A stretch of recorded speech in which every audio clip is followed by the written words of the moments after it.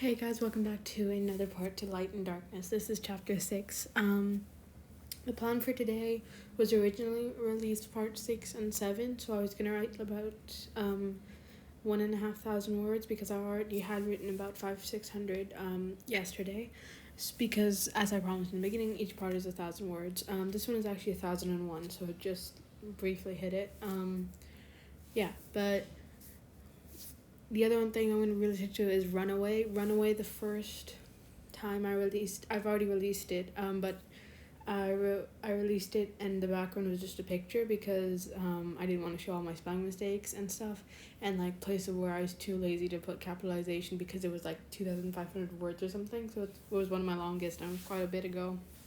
And most of you hadn't seen it, I'm assuming.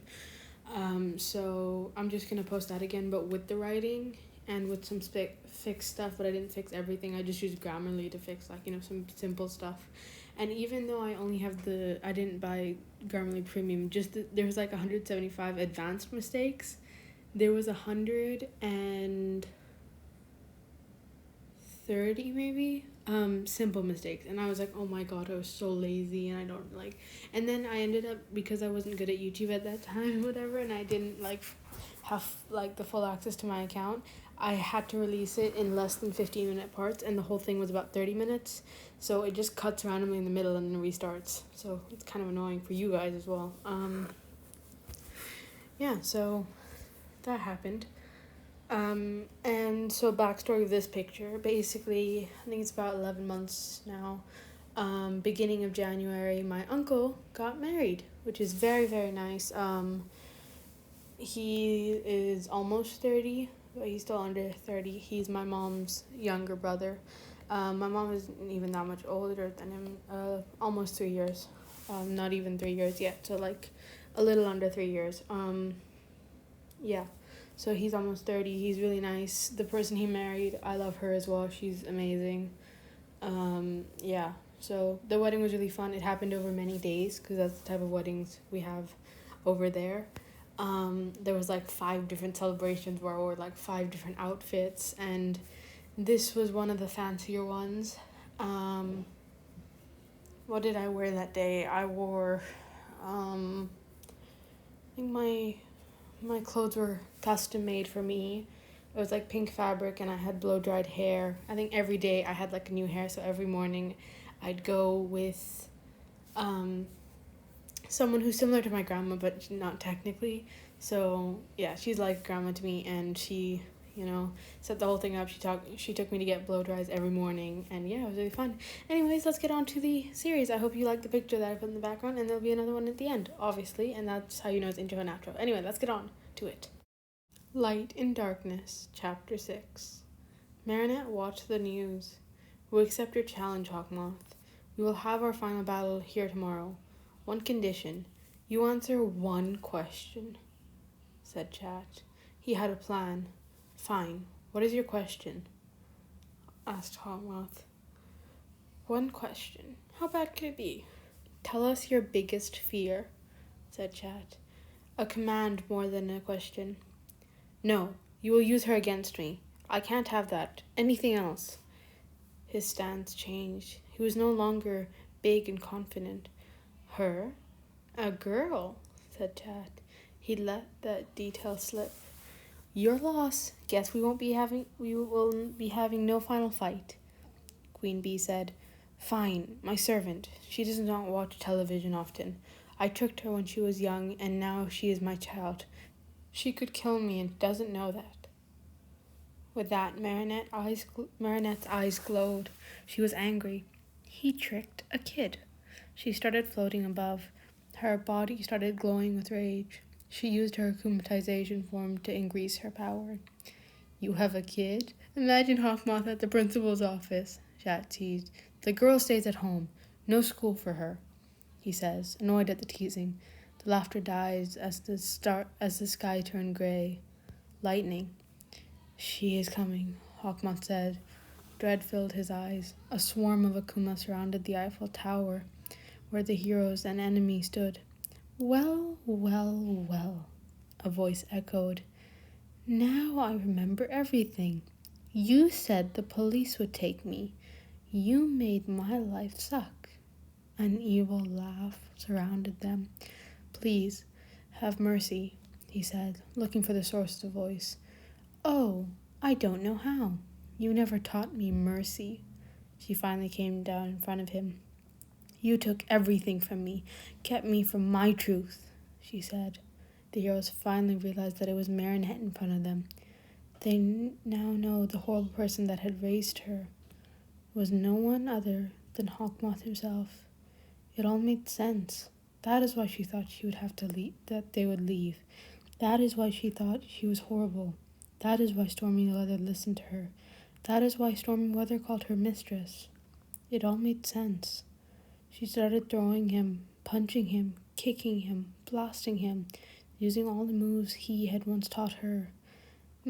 Marionette, Jet said, stepping forward. The storm around them started to make lightning. Not just any lightning, lightning of all colors. She slammed Hawkmoth beneath her feet, giving Chloe the opportunity to use her venom. Marionette's eyes still glowed with rage. Akuma still covered the sky. Thunder and lightning roared in the clouds. Come back to me, princess. Stop the rage. He is down. He won't hurt you ever again. Chat's voice stopped the chaos. First the lightning, then the thunder, then the rain. Then her muscles stopped tensing.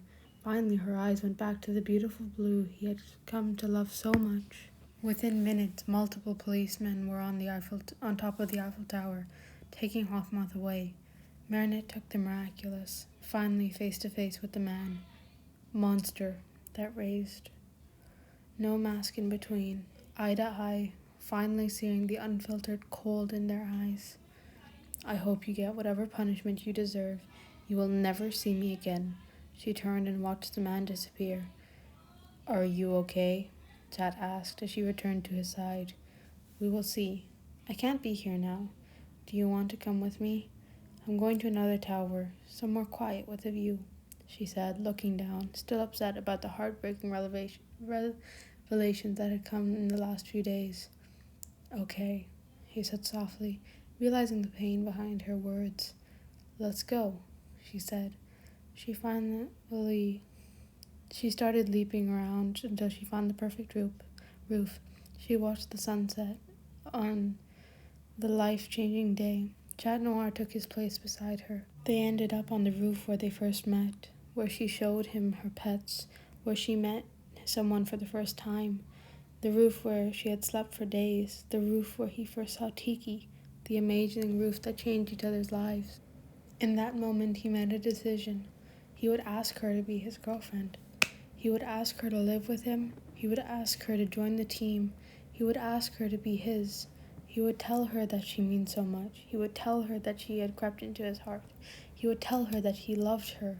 He loved her with all his heart, that he needed her in his life. He looked into her eyes and realized it all.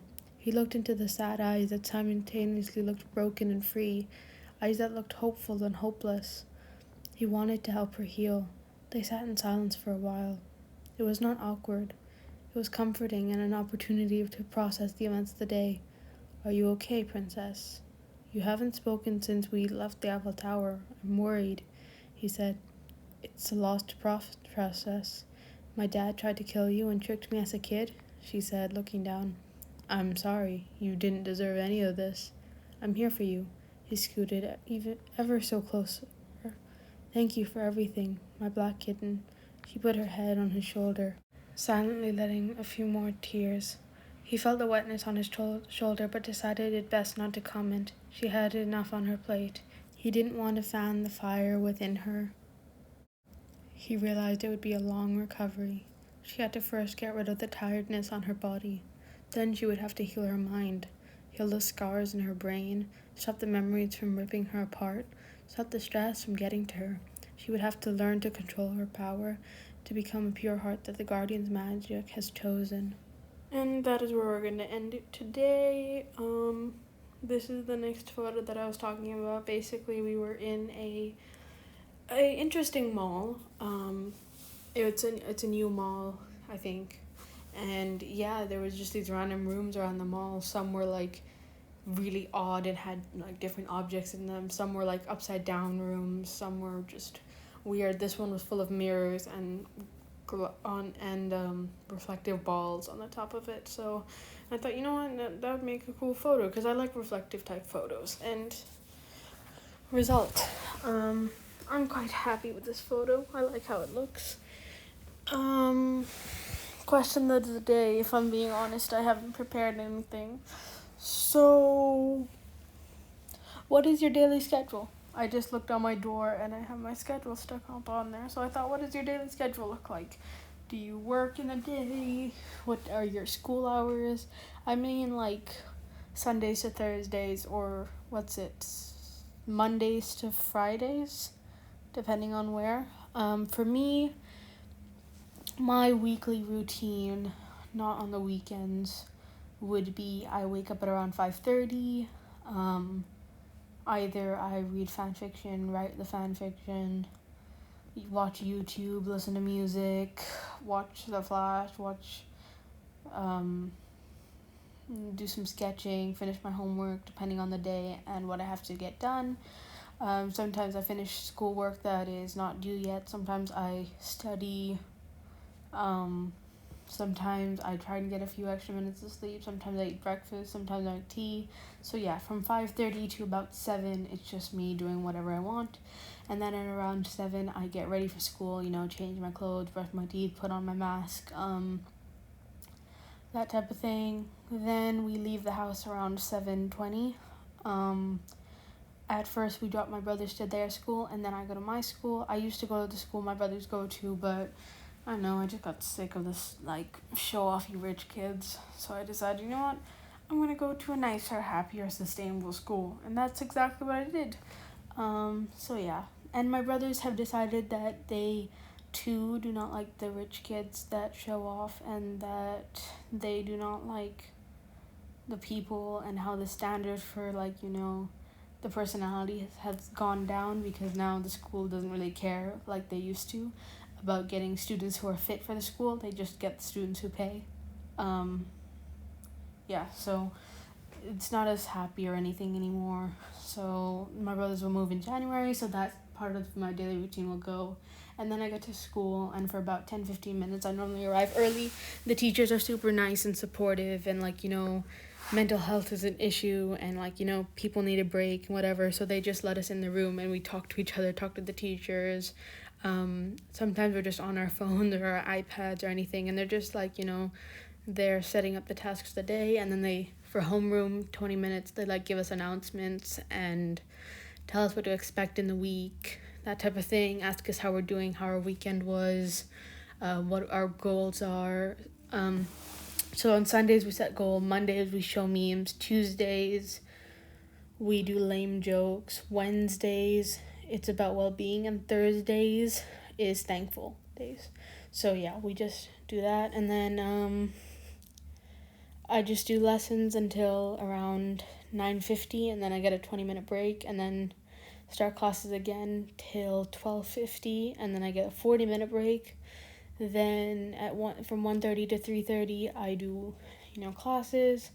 Then I go home, and then normally I relax. Sometimes we go to the mall or